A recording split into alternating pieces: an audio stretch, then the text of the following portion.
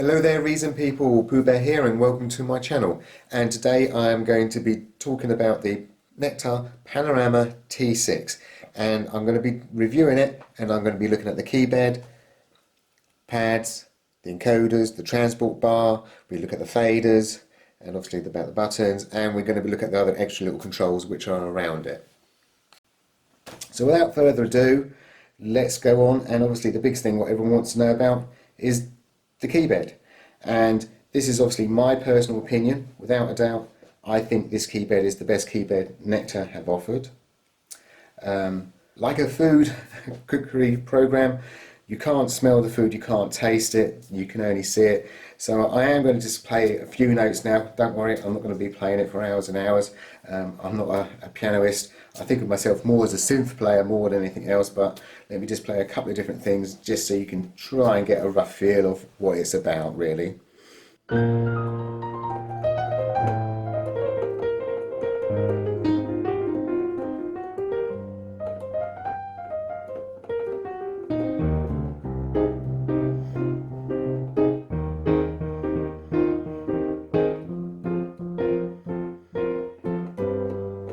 So as I say, it really is nice, and it's one of these keyboards, you know, I just want to keep on playing it. So just something slightly different.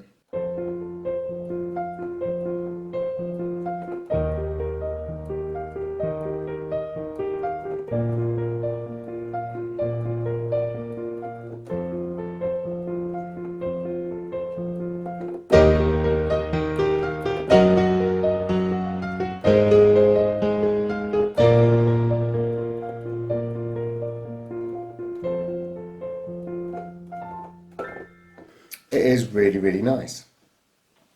Right, let's move on, and I'm actually going to go right over to the left hand side to start with. We have obviously octave up and down, so we can move shift the octaves up and down. If you hit both buttons at the same time, you actually go into the global menu, which is a real nice quick shortcut to get there. We've got two other buttons over here, one's called key repeat, one's called pad repeat. Obviously they do similar things, but one's repeating the pads and one's actually repeating the keys themselves. The nice things about these repeats is, like on this key repeat, I've already added a little bit of a shuffle, so it's not just your box standard duh, duh, duh, duh.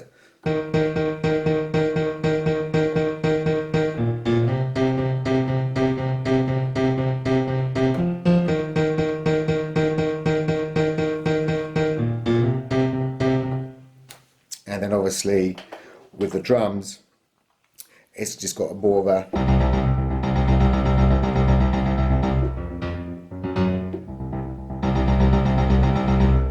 what is about these pads is they've also got a pressure sensitive, so even though we've got velocity sensitive what's going on, when I'm holding it down I can actually just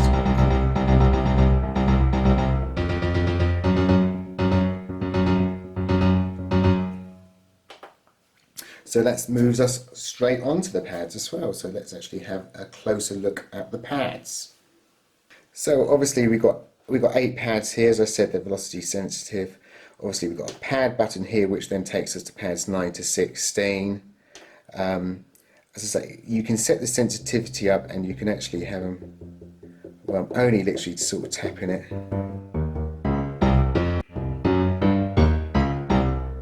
Yeah. So let's just bring ourselves up there we go, we've got ourselves a little bit of a drum kit.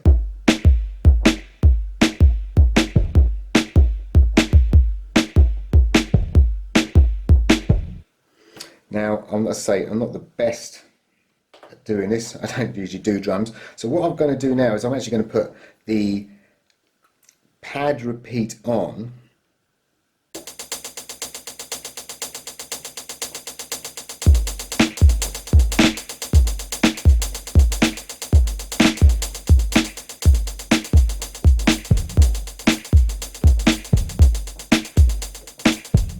Yeah, so you can have a little bit of fun with that as well.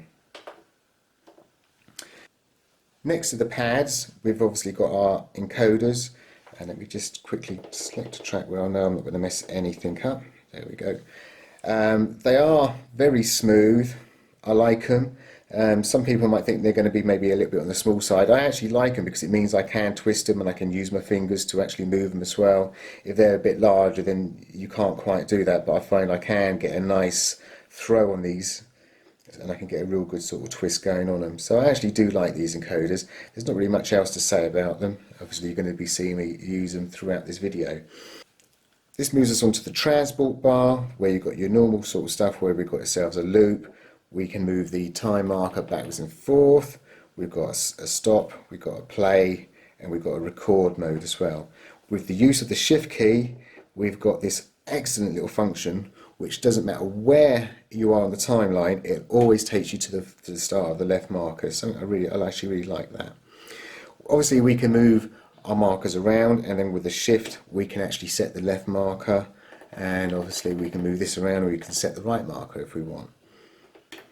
We've got an undo, so we could, with the shift there's an undo. We can obviously set a click on, and then there's quantize mode, so that just turns quantize mode on and off. So it's, you know, it's a nice little transport bar, but that little functionality which always takes me to the beginning of the left marker is something I actually quite like. Moving over to more of the main display now, we have what's called a mixer mode, which is obviously we can sort of do stuff with the mixer, and I will go over some very basic stuff with the mixer because there's a few little key functions which are handy to know about. We've obviously got our instrument mode, which is important. The multi-mode we're not going to be using because that's for Nektarine. There's an internal mode. As I said, I'm going to be looking at these modes and really the setup mode in a separate video. Underneath the main screen there is these 4 little buttons. It's quite hard to see, but there's actually a little strip of buttons here. I refer to these as X buttons because when we're programming them they're called X1, 2, 3, 4 and 5 on the P series. I wouldn't be surprised they're not the same on the T series. And as you can see, I can obviously navigate around. Coming down here, we've already seen the shift key in action, but we've got a track so we can actually move between tracks. We have a browse button, and when I hit this browse button it brings up this sort of screen here. So the view will actually bring the browser into view, so if there's a browser it'll bring it into view, and then obviously we can change patch.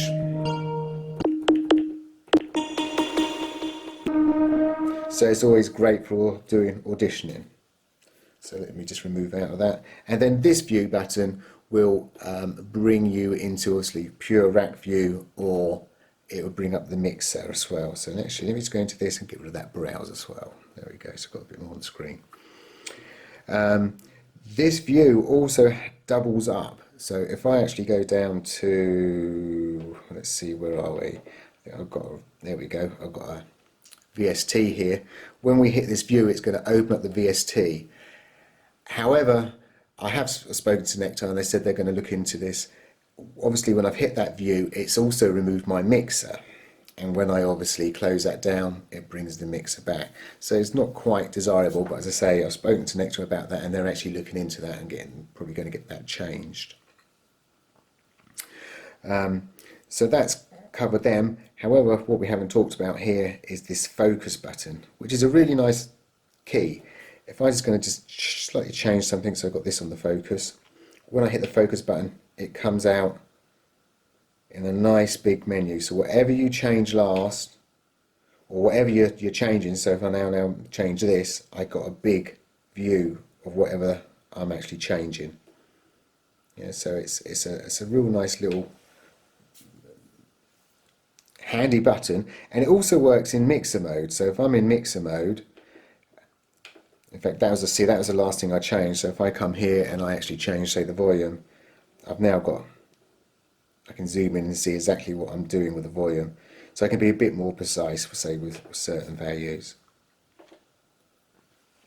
Again, there is a shift, and we've got 4 other assignable buttons. They've got them down here as bang, bang, zoom, zoom, but these are meant to be 4 assignable buttons as well. So moving on, we have our faders. And again, I'm just going to quickly go to this one here so I'm not going to break anything. And they are nice. They really are. They're not like loose. They're not mega stiff, but they're good. I find them quite solid.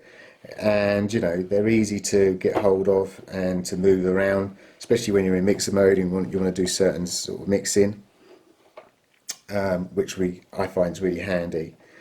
And obviously under it we've got ourselves 9 buttons. Sorry, there's 9 faders in total. I always forget about the 9th one because the 9th one's always been a special one. For those who don't know the Nektar, the 9th fader is always, I say always, we do program it and always set it to the volume. So that's something what you want to know. It's got a special mode in mixer mode, which is something I really like as well, and we'll get into that. And obviously we've got this little extra button here, which is obviously bringing us into like a fader view here. What they've done, and let's go back to my Europa. Here it is. This Europa has what we call a full mapping, and for those who know my mappings I've done on the P series, I use these as quick keys to get to the menus, and they've done exactly the same thing. So obviously we've got oscillator 1, oscillator 2, filters and envelopes, but they've done something a little bit extra, and to be honest it's made me a little bit jealous because I didn't think of this, and I actually think this is quite a good idea. If I hit oscillator 1 and I hit that button again, I'm going on to oscillator 2, hit again, I'm now in oscillator 3. Filters, so we've got oscillator filter 1, filter oscillator 2, oscillator 3 filters, and then we've got onto our main filters. Same with envelopes, LFO1, LFO2, LFO3. And I actually like this. So here we've got a delay and reverb. So we're switching and we're cycling our effects. Now, just because these are labelled certain things, i.e.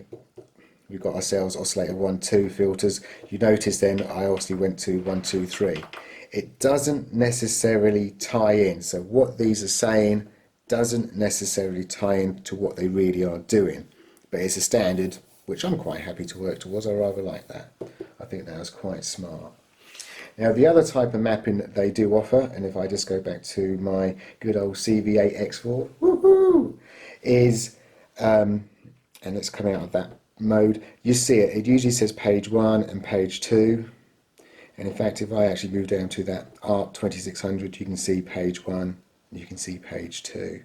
And these are what I refer to as basic mappings. So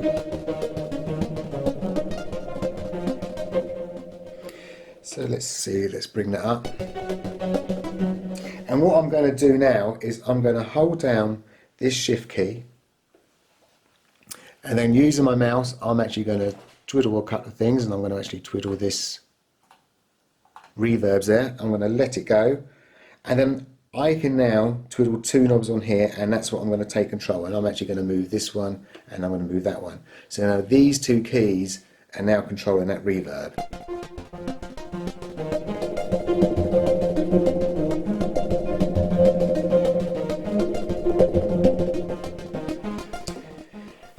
And that's the whole point, and that's how grab works. You know, I can grab 16 controls that map it out, or I can just grab the 1 or 2 controls. You know, it's down to you how you want to do it. You just keep twiddling along. Now, let's say, actually, let's quickly go back onto fader.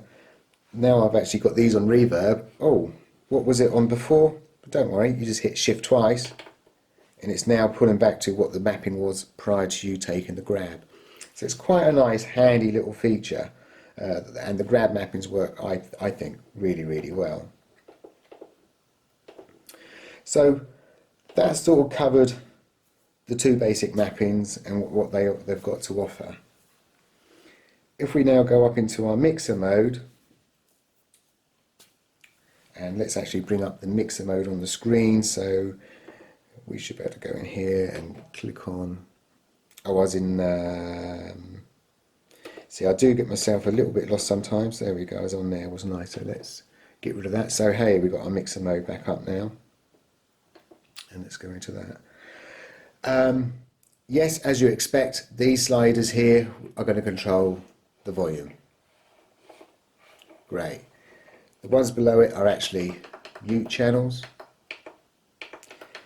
However, if I hold down my button 9 and then hit them, they're solos. So then change into solos. As default, these encoders are set to your pans. One really nice feature what I like about the setup they've done is fader number 9. I always told you it's a special fader, and in this case fader number 9 will always go to the instrument that has the focus. So I don't have to suddenly go, oh, how many fader number along do I have to go? I can just go straight to number 9 if that's got the focus. Yeah, and I think that's a really, really, really kind of nice feature what they've actually done there. Of course, we've got our sends, we've got EQs, and we've got dynamics, and it's the usual sort of things that you can go into these and you can see your thresholds, and it's just changing things around. And obviously these are the X keys again, so now we can turn the compressor on and off. It's your box standard stuff. If you need to go back, it's again, you just hit that key. So in the case of the mixer mode, you keep hitting the mixer. When you're in instrument mode, if you're getting down to a certain level of menus, you can hit the instrument to come back to the top level as well. To control the master fader, you hold down button number 9 and you just move fader number 9 as well. Yeah. And that gives us full access obviously to that master control. One other feature I haven't actually spoken about to do with the faders, and this is for instrument mode as well as mixer mode. So what I'm going to do is quickly flip onto instrument mode, bring all these faders down for a second, go back onto mixer mode. If you notice, when I move these faders, I'm not moving the faders on the screen because Nektar have implemented something called a soft takeover. So what that means is this fader is not going to change until it reaches the same threshold as what the fader is set to. Once it's reached that threshold, it'll pick that fader up and it'll move with it. So what that stops happening is when you're switching, say, between instruments or between instrument and mixer mode in this particular case, if I move this fader, it's not going to suddenly jump down. Now there may be circumstances where you do wish these faders to jump around. So if I hold down the shift key and then move it, you're going to see that value is just jumped straight down to the bottom. Same with the next one. As soon as I move it a little bit, it's now jumped down to the bottom one. Let go of shift, and again, it's not moving anything until I actually latch on. And obviously once you've latched on, you know, you've got yourself your control. So I'm just going to once again push these up, go into instrument mode, bring them down. Now you can override this altogether by holding shift and hitting the 9 button again. And now we've turned soft takeover has now been turned off. So it will mean that no matter what happens, so if I now went into instrument mode and pushed these all up and then go back into mixer mode, as soon as I touch these, you can see they're jumping. And that's the whole point of soft takeover. It's, you know, it's something I would say leave on. It's just something you do get used to with the faders, that when you do switch between screens and you're suddenly going, oh, it's not working. Yeah, it's because you've got to just move up and hit that threshold. And I say it just stops it from really, really, really bouncing around, which I really, really do think is a really, really good feature. As this is coming towards the end of the demonstration, what I'm going to do now is I'm just going to make up just a couple of really, really, really simple patches without obviously trying to touch the mouse or anything else, just by using the controls on the Nektar itself. So first thing I'm going to do is, I say, I've got a box standard subtractor, it's been initialized, and let's just make up a very basic bass sound. So the first thing I'm going to do is I'm going to bring both oscillators in. Then I'm actually going to take one oscillator and I'm actually going to start taking the octave down one. And one of the things I always try and do with these is I'm going to start detuning them. So we're really starting to get a bit of a fatter sound. Going back to that main menu, because from the main menus you do get to a lot of the functions that you really need. So I'm going to bring that filter down, and what I'm actually going to do is turn that envelope fully up.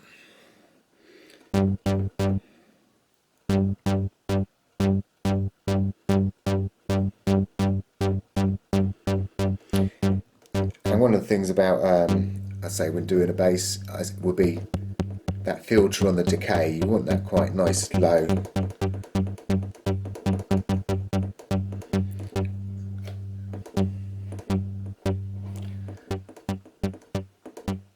And I'm not going to have any stain either. So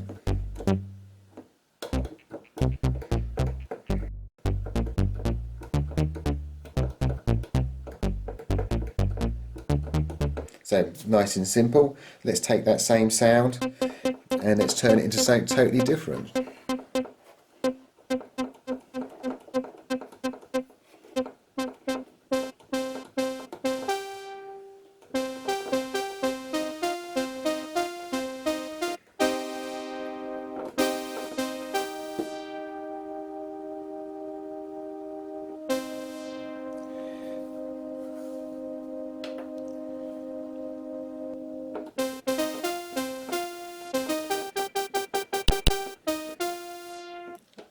And all I'm going to do now is just bring in some effects.